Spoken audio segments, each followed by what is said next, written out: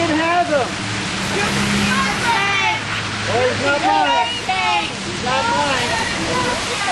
He's not mine. What? What's he saying? She's saying it's my fault. This edition of the Ridley Report is brought to you by FreedomBookClub.com.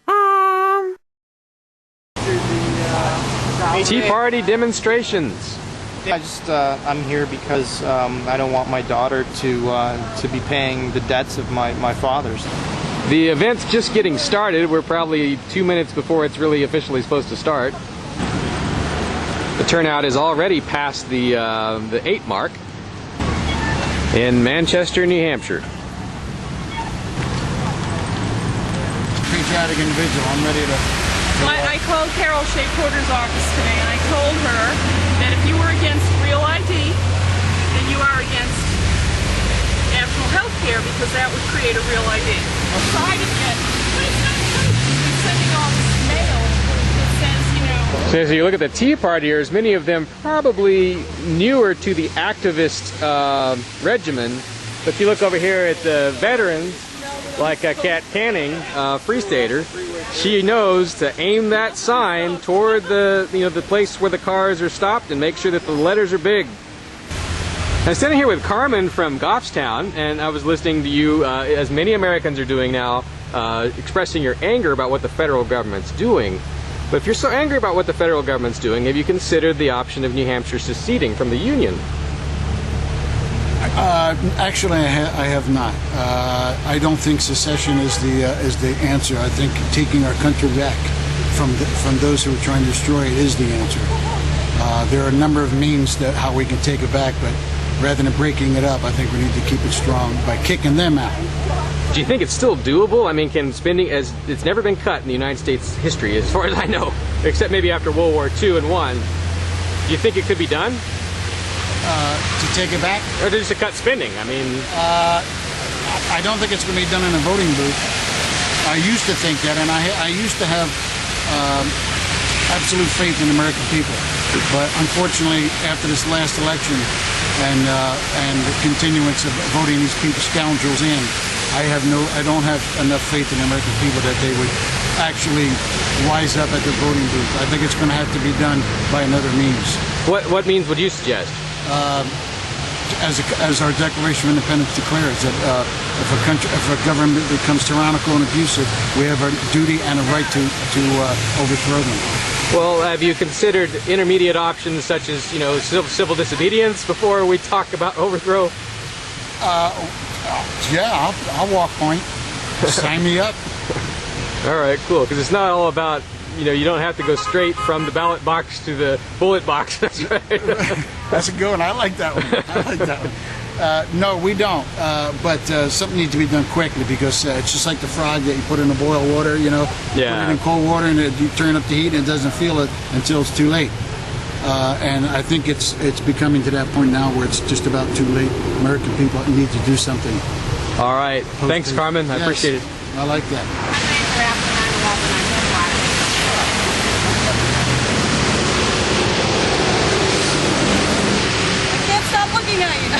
Oh, thank you. I just told her to ignore me, and it's not working. Now that bus is honking at us, which doesn't necessarily mean that all the passengers are honking at us.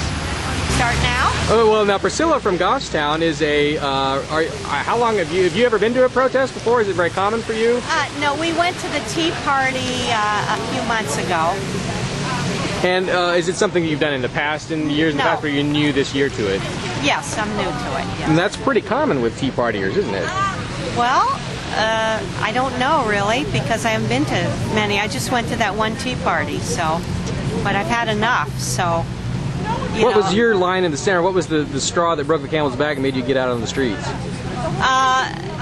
Because I think we've reached the tipping point, and we're about to lose our liberty. And we've got to stand up and fight. Republicans are largely, I think, overly passive and, a peace-loving people who mind their own business. But our country is about to be taken away from us, and we've got to put a stop to it now. Well, now, in fairness, though, didn't a lot of this start under Bush? I mean, didn't he expand the government drastically as well?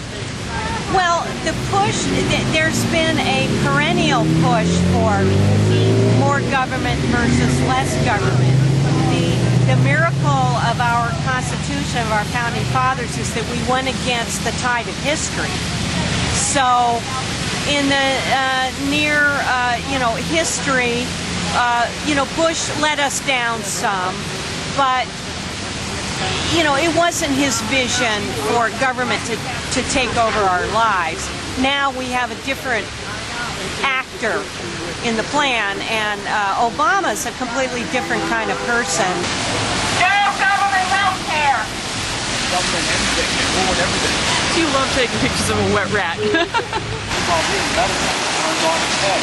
Supposed to be a service in the community, and for a long time now, people have been saying, well, that's what I was thinking. I was listening to Mark Levin when people are calling.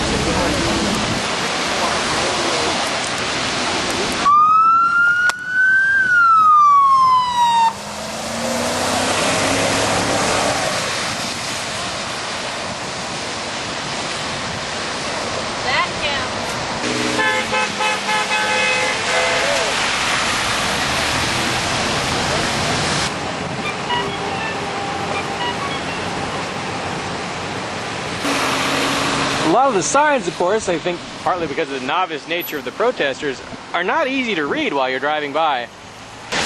But they say when you're green, you're growing. And when you're ripe, you're dying.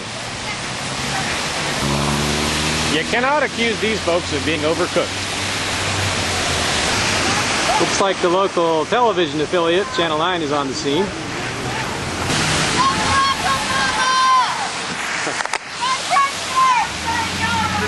You can have them. Oh, he's not mine. He's not mine. He's not my what? What's he saying? She's saying it's my